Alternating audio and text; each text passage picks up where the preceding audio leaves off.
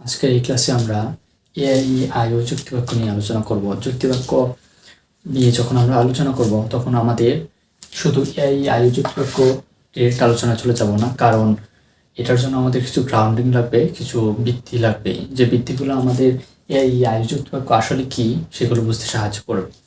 তো তিনটি টপিক নিয়ে আমি আলোচনা করব, তারপর এআই ও যুক্তিবাক্য নিয়ে বিস্তারিত বলবো। তো প্রথম টপিক হচ্ছে যে গঠন অনুসারে যুক্তিবাক্য কত প্রকার।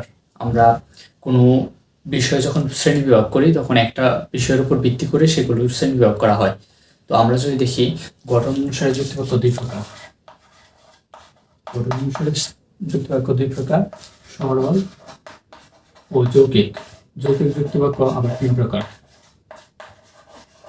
সরল ও যৌগিক। সরল যুক্তিবাক্যে একটি উদ্দেশ্য ও একটি বিধেয় থাকে। সরল যুক্তিবাক্যে একটি উদ্দেশ্যপদ ও একটি বিধেয় পদ থাকে। বিধেয় পদ তোমরা অবশ্যই পড়েছো, উদ্দেশ্যপদও পড়েছো। আর যৌগিক যুক্তিবাক্যে এক বা একাধিক উদ্দেশ্য ও বিধেয়, একের অধিক উদ্দেশ্য ও বিধেয়। যৌগিক যুক্তিবাক্যে উদ্দেশ্য একটি থাকতে পারে কিন্তু বিধেয় একাধিক থাকতে পারে, আবার উদ্দেশ্য একাধিক থাকতে পারে। আর যৌগিক যুক্তিবাক্যে বিস্তৃতি থাকে বা বিস্তৃতি বর্ণনা অ্যাড করা হয়। যুক্তিবাক্যে নিয়ে একটা বিস্তারিত আমরা পড়বো। তো সরল এবং যৌগিক। এখন সরল এবং যৌগিকের বাস্তবিক প্রয়োগ যদি আমরা দেখি, কিভাবে সরল এবং যৌগিক যুক্তিবাক্য আমরা চিহ্নিত করবো, তাহলে আমরা দেখি রহিম হয় সৎ। সৎ। আর আমরা যদি একটু রহিম হয় সৎ ও দয়ালু। এখন সরল যুক্তিবাক্যে আমরা বলছিলাম 1+1 একটি উদ্দেশ্য এবং একটি বিধেয় থাকে। রহিম একটি উদ্দেশ্য পদ এবং সৎ একটি বিধেয় পদ। এখানে এটি সরল যুক্তিবাক্য। আবার দ্বিতীয়তে যদি আমরা দেখি রহিম হয় সৎ ও দয়ালু। এখন রহিম হচ্ছে উদ্দেশ্য পদ, সৎ এবং দয়ালু বিধেয় পদ। তো এখানে একের অধিক যুক্তিবাক্য গঠন করা যায়, একের অধিক বিধেয় পদ আছে, সৎ এবং দয়ালু। এটি যদি আমরা বিস্তৃত করি তাহলে দেখব রহিম হয় সৎ একটি যুক্তিবাক্য, আবার দ্বিতীয় আরেকটি যুক্তিবাক্য হতে পারে রহিম হয় দয়ালু। তো এই দুইটা বিধেয় পদকে আমরা একসাথে অ্যাড করেছি, রহিম হয় সৎ ও দয়ালু। তো এই হলো সরল এবং যৌগিক যুক্তিবাক্য। এখন যদি আমরা যৌগিক যুক্তিবাক্যের অভ্যন্তরে ঢুকি তাহলে আমরা দেখব তিন প্রকার যৌগিক যুক্তিবাক্য: সংযোজক যৌগিক যুক্তিবাক্য, বিয়োজক এবং ডিসক্রিটিভ যৌগিক যুক্তিবাক্য। তো সংযোজকের ব্যাখ্যা তোমরা বই থেকে পড়ে নেবে। সংযোজক হচ্ছে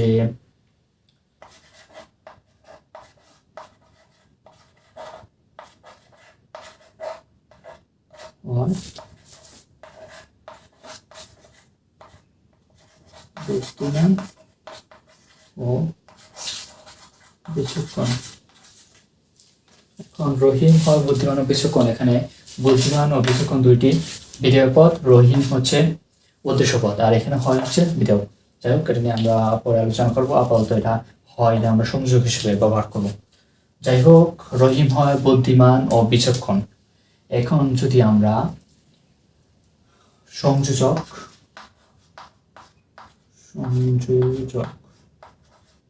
আলোচনা করছি, সংযোজকে দুটি পদকে, হারসূচক দুটি পদকে যখন আমরা অ্যাড করি তখন সেটা হচ্ছে সংযোজক। হারসূচক হচ্ছে বুদ্ধিমান ও বিচক্ষণ, তার বুদ্ধিমান ও বিচক্ষণ গুণ আছে, এটা হচ্ছে সংযোজক যৌগিক পদ। এরপরে আমরা যৌগিক বাক্য, এরপর আমরা দেখব বিয়োজক। বিয়োজকে আমরা অ্যাড করব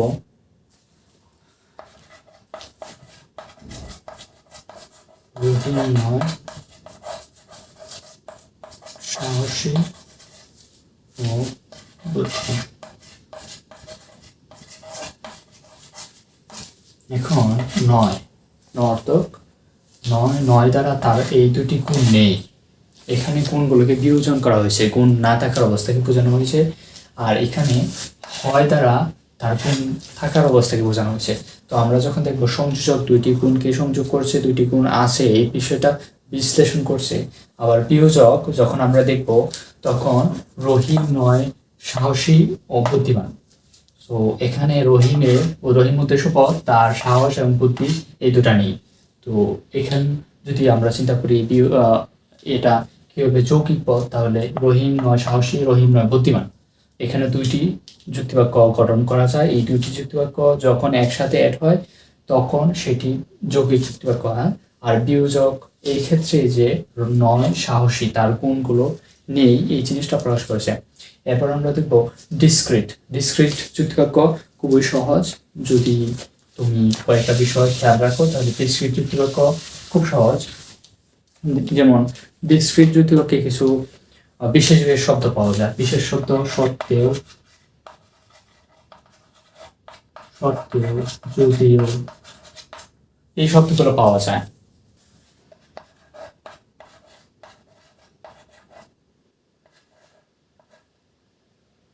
রহিম বুদ্ধিমান হলেও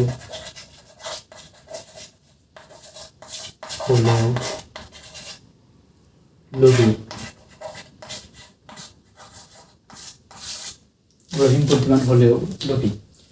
তো এখন হলেও, এখানে এরকম সত্ত্বেও, যদিও, হলেও, কিন্তু এরকম কিছু শব্দ আছে যেগুলো তোমরা মুখস্থ করে নিবা। এই শব্দগুলো যদি কোনো যুক্তিবাক্যে থাকে আর যদি তোমাকে বলা হয় এটা সরল যুক্তিবাক্য নাকি যৌগিক যুক্তিবাক্য, তুমি নির্ধারণ করতে পারবা এটা যৌগিক যুক্তিবাক্য। আবার যদি প্রশ্ন করা হয় যৌগিক যুক্তিবাক্যের কোন শ্রেণীতে আছে, তাহলে ডিসক্রিটিভ যৌগিক যুক্তিবাক্য, এই জিনিসটা তোমরা দেখতে পারবা। সো এই হলো গঠন অনুসারে আমরা পড়লাম গঠন। তারপর আমরা দেখব সদর্থক নঅর্থক যুক্তিবাক্য।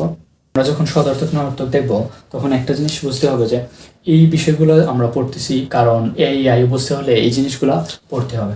সো আমরা গুণের উপর দেখব। এতক্ষণ দেখছিলাম গঠনের উপর, এখন গুণের উপর। গুণের উপর যুক্তিবাক্য দুই প্রকার, সদর্থক নঅর্থক। সদর্থক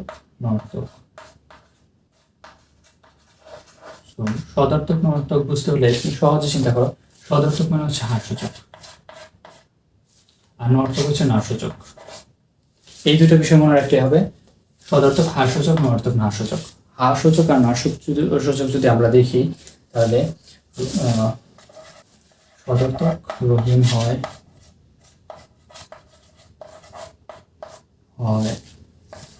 সাহসী, আর যদি আমরা নঅর্থক চাই রহিম নয় সাহসী।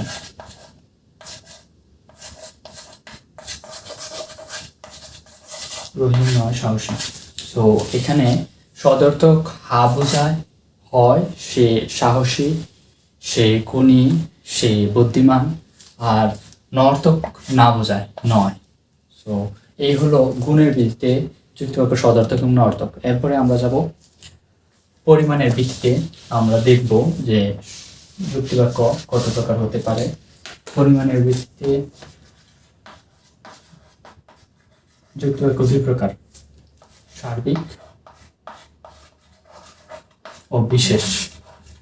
তো সার্বিক ও বিশেষ তোমরা আগে পড়েছ। সার্বিক বলতে বোঝায় বিস্তৃত বড় পরিসরে পুরো জাতিগোষ্ঠী, পুরো শ্রেণী, এই জিনিসগুলো বোঝায়। আর বিশেষ হচ্ছে ওই শ্রেণীর অন্তর্গত ওই শ্রেণীর অভ্যন্তরে বা ওই শ্রেণীর ভিতর থেকে কিছু সংখ্যক, অল্প সংখ্যক যেমন মানুষ জাতি থেকে সব মানুষ হতে পারে, মানুষ জাতি থেকে কবি হতে পারে, মানুষ জাতি থেকে শ্রমিক হতে পারে। সো মানুষের অভ্যন্তরে একটি শ্রেণী বা একটি প্রকারভেদ বা একটি অংশ। সো বিশেষ এই অর্থে বোঝায় বিশেষ ক্ষুদ্র পরিসরে, আর সার্বিক বলতে বিস্তৃত পরিসরে। এখন যদি দেখি এখন সার্বিক আর বিশেষ এখানে কি অর্থে ব্যবহৃত হয়েছে। সার্বিক যুক্তিবাক্য হচ্ছে কোনো উদ্দেশ্যবিধেয় সার্বিক বাক্যে উদ্দেশ্যবিধেয় পরিপূর্ণভাবে হা অথবা না, একটু আগে আমরা নঅর্থক সদর্থক করেছি। সদর্থক হচ্ছে হা, হাসূচক, আর নঅর্থক হচ্ছে নাসূচক। আর সার্বিক হচ্ছে পরিপূর্ণ জাতিকে পরিপূর্ণ পদের হা অথবা না, যেমন সকল মানুষ হয় সৎ। এখন এখানে পরিপূর্ণ জাতি হয়, সকল মানুষ হচ্ছে পরিপূর্ণ জাতি। সকল মানুষ সম্পর্কে একটি ব্যাখ্যা দিয়েছে যে সকল মানুষ হয় সৎ, মানে পুরো জাতিকে নির্দেশ করেছে। এখন যদি আমরা দেখি সকল মানুষ নয় সৎ, এখন এখানে সকল মানুষ নয় সৎ, এটিও পরিপূর্ণ জাতি সম্পর্কে বলেছে নয় সৎ। সো সার্বিক হচ্ছে পরিপূর্ণ শ্রেণী, জাতি, শব্দ, উদ্দেশ্য এবং বিধেয় যে জাতি বা শব্দ শ্রেণীবাচক পদ থাকবে সেই পদে পরিপূর্ণ হা অথবা না। এটি হাও হইতে পারে বা নাও হতে পারে, দুইটি হলেও এটি সার্বিক। এখন বিশেষে কি হয়? বিশেষ হচ্ছে কিছু, অল্প সংখ্যক, কিছু মানুষ হয় সৎ। যখনই আমরা অল্প সংখ্যক কিছু অর্থে ব্যবহার করব তখন সেটি হয়ে যাবে বিশেষ। কিছু মানুষ হয় সৎ, আবার কিছু মানুষ নয় সৎ, মানুষ নয় সৎ। তো এখন যখন আমরা কিছু মানুষ নয় সৎ ব্যবহার করছি তখন কিন্তু এটিও বিশেষ। সো সার্বিক আর বিশেষের পার্থক্য আমরা কিভাবে করব? সার্বিকে আমরা দেখব সকল জাতি, উদ্দেশ্য পদ এবং বিধেয় পদে সকল সকল কিছুকে বোঝায় কিনা। যদি সকল কিছুকে হা অথবা না সূচক বোঝায় সেটি হা হতে পারে, না হতে পারে, কোনো সমস্যা নেই। কিন্তু সকল জাতি, উদ্দেশ্য পদ এবং বিধেয় পদ বোঝায় কিনা, যদি সকল বোঝায় তাহলে সেটি সদর্থক। আর যদি সকল না বুঝিয়ে কিছু সংখ্যক বোঝায়, একটি জাতির অভ্যন্তরে কিছু সংখ্যক মানুষকে বোঝায়, কিছু সংখ্যক শ্রেণীকে বোঝায়, তখন সেটি হয়ে যাবে বিশেষ যুক্তিবাক্য। সো বিশেষ এবং সার্বিকের মধ্যে পার্থক্য শুধু এটুকুই যে এখানে কোনো হা না সূচকের কোনো ম্যাটার না, ম্যাটার হচ্ছে সেটি জাতির বিস্তৃতি বোঝায় কিনা। যেমন সদর্থক নর্থকে শুধুমাত্র ম্যাটার ছিল যে এটি সদর্থক হা সূচক নাকি না সূচক, হয় নাকি নয়, এই বিষয়গুলো। সো এই হলো আমাদের গ্রাউন্ডিং, আমাদের মূল বিষয় আলোচনা। যদি তোমরা এই তিনটি শ্রেণী বুঝতে পারো তাহলে তোমাদের সহজ হবে। অনেকের মনে লাগতে পারে যে গঠন বা পরিমাণের বিষয়টা বা গুণের বিষয়টা তো ঠিক আছে, ওইটাই এই আইতে ব্যবহার হবে, কিন্তু গঠনের বিষয়টা কি? তো গঠন যখন আমরা যাব তখন আমরা দেখছি যে গঠনে ডিসক্রিট বা যৌগিক যে যুক্তিবাক্যগুলো আছে সেই যুক্তিবাক্য কিন্তু ক্রমান্বয়ে ব্যবহার হবে এই আইতে। সো এই আই কি করতেছে? এই আই মূলত একটি সংক্ষেপ প্রকাশ আর কি। ধরো সার্বিক, সদর্থক, সার্বিক নর্থক যুক্তিবাক্য বিশাল বড় করে পড়তে হয়, সার্বিক সদর্থক, সার্বিক নর্থক। এই জিনিসগুলোকে সহজে প্রকাশ করার জন্য এই আই হিসেবে প্রকাশ করা। এখন আমরা দেখব সার্বিক সদর্থক।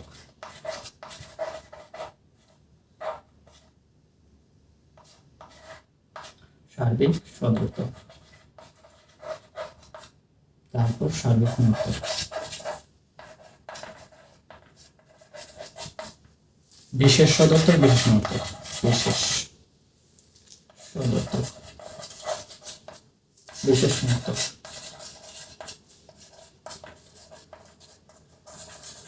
বিশেষ নর্থক সার্বিক সদর্থকের সংখ্যা, সার্বিক সদর্থকের সাইন প্রকাশ হচ্ছে এম, আর বিশেষ সদর্থকের প্রকাশ হচ্ছে ই। সার্বিক নর্থকের প্রকাশ হচ্ছে ই এবং বিশেষ সদর্থকের প্রকাশ হচ্ছে আই এবং বিশেষ নর্থকের প্রকাশ হচ্ছে ও। সো এখন আমি তোমাদের একটা বিষয় বলি, তোমরা এই আয়ু অনেকেই সার্বিক সদর্থক, অনেকে সদর্থকগুলোকে আলাদা ভাগ করে, আবার নর্থকগুলোকে আলাদা হিসেবে চিন্তা করে। আমি যা করতাম, আমি হচ্ছে সদর্থক নর্থককে সিরিয়াল ভাবে করতাম। ইংরেজি শব্দে এই আয়ু যখন আমি মনে রাখি তখন সার্বিক সদর্থক, সার্বিক নর্থক, সার্বিক বিষয়টা আমি একসাথে রাখতাম। তোমরা এটাকে নর্থক হিসেবেও মনে রাখতে পারো, শ্রেণীবিভাগ করতে পারো মাথায় মনে রাখার জন্য। সো সার্বিক সদর্থক হচ্ছে, একটু আগে আমরা বলছি, সার্বিক হচ্ছে কোনো উদ্দেশ্য বিধেয় পদ এখানে পুরো জাতিকে নির্দেশ করেছে কিনা, উদ্দেশ্য পদ পুরো জাতিকে নির্দেশ করেছে কিনা, যদি নির্দেশ করে সেটা সার্বিক। আর নর্থক মানে হচ্ছে নেতিবাচক, আর সদর্থক হচ্ছে ইতিবাচক, হয় সূচক। নয় সূচক হচ্ছে নর্থক আর হয় সূচক হচ্ছে সদর্থক। আর সার্বিক হচ্ছে পুরো জাতিকে নির্দেশ করে কিনা। আর যখন আমরা যাব বিশেষে তখন পুরো জাতি থেকে ক্ষুদ্র একটি অংশ, কিছু মানুষ, কিছু কবি, কিছু সাহিত্যিক, কিছু দার্শনিক, এই জিনিসগুলো অল্প সংখ্যক বোঝায়, তখন সেটা হয়ে যায় বিশেষ। এগুলো থেকে আমি কিছু উদাহরণ এড করবো যেগুলো তোমাদের বুঝতে সহজ হবে। কিছু ক্রিটিক্যাল জিনিস আছে যেগুলো সহজে বোঝা না। তো আমরা দেখব সার্বিক সদর্থকে, অর্থাৎ এতে একটি বাক্য এড করতে পারি। আমরা সার্বিক সদর্থক নিয়ে ইতিমধ্যে কয়েকটি উদাহরণ দিয়েছি। সকল মানুষ হয়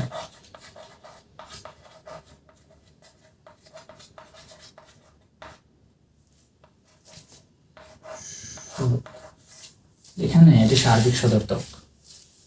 আবার আমরা সার্বিক নর্থক দেখি,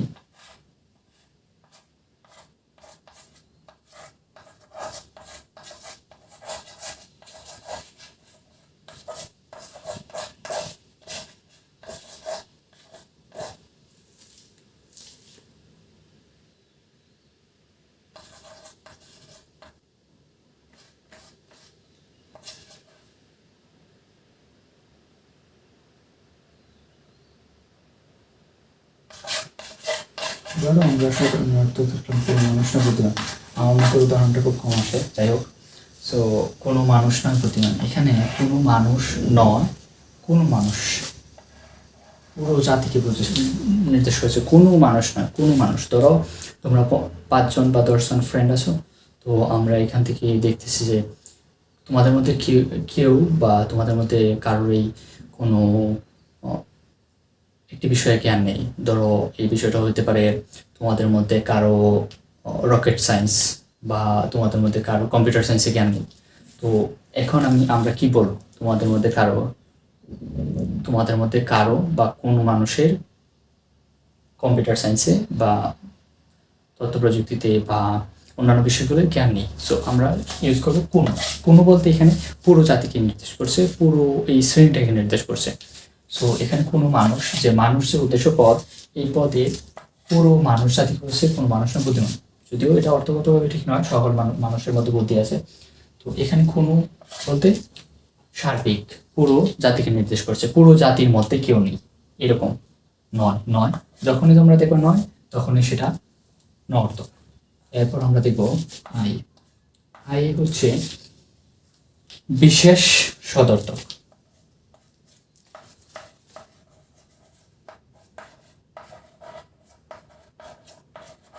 কিছু মানুষ হয় লোভী। তো এখানে কিছু মানুষ বিশেষ সদর্থক, তবে আমরা পড়েছি কিছু মানুষ। তারপরে দেখবো আমরা ও হচ্ছে বিশেষ নর্তক। কিছু মানুষ নয় লোভী। এখন তোমার এই আয়ু শব্দ বা এই যুক্তিবাক্য সম্পর্কে যদি তোমার জ্ঞান বাড়াতে চাও, তাহলে তোমার অবশ্যই বইয়ের যে প্র্যাকটিসগুলো আছে সেগুলো পড়তে হবে। কারণ এরপরে বইয়ের প্র্যাকটিসগুলো কিন্তু কিছু বিশেষ বৈশিষ্ট্য অ্যাড আছে, যেমন কিছু এক্সট্রা বিষয় অ্যাড করেছে। একটা যুক্তিবাক্যে তার বিস্তৃতি করেছে, যুক্তিবাক্যে তার বিভিন্ন উপাদান অ্যাড করেছে। যেমন আমরা দেখি বইয়ের উদাহরণ অ্যাড করে কিছু ছেলে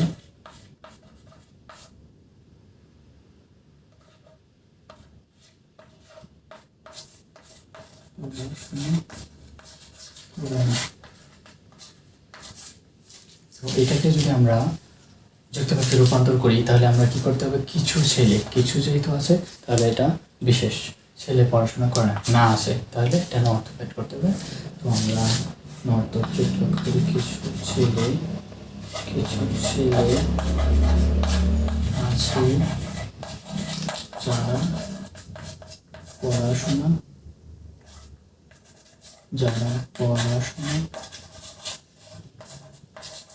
করে না। তো এখানে আমরা যখন দেখব কিছু ছেলে আছে যারা পড়াশোনা করে না, তো কিছু ছেলে এবং করে না নর্থক রয়েছে, তাহলে এই যুক্তিবাক্য রয়েছে বিশেষ নর্থক যুক্তিবাক্য। এইভাবে কিছু ছেলে পড়াশোনা করে, কিছু ছেলে আছে যারা পড়াশোনা করে না। এই যে কিছু ছেলে আছে যারা পড়াশোনা করে না, আমরা যে এই বিস্তৃতি অ্যাড করছি, এই জিনিসগুলো ট্রান্সফরমেশনের জন্য তোমার যুক্তিবাক্য প্র্যাকটিস করা দরকার। এখান থেকে যদি তুমি 30-40টা যুক্তিবাক্য পড়ো, প্র্যাকটিস বলতে পড়ো কীভাবে আসছে, কীভাবে আসা যায়, তোমার মতো করে তুমি একটি যুক্তিবাক্যে রূপান্তর করলা, তাহলে তোমার এই টপিকটা আরও পরিষ্কার হয়ে যাবে। কারণ তুমি যতই ক্লাস দেখো, যতই ক্লাস করো, যদি তুমি বাসায় প্র্যাকটিস না করো বা তোমার ওই সম্পর্কে জ্ঞান না থাকে, প্র্যাকটিসটা ইনস্টল করতে হবে। আজকে তুমি দেখলে আধা ঘন্টা পরে প্র্যাকটিস করলা, আজকে কলেজে ক্লাস করলা, তুমি বাসায় এসে 2 ঘন্টা 3 ঘন্টা পড়লা। বেশি পড়তে হয় না, অল্প যদি পড়ো তাহলে তুমি এই জিনিসগুলো সমাধান করতে পারবা।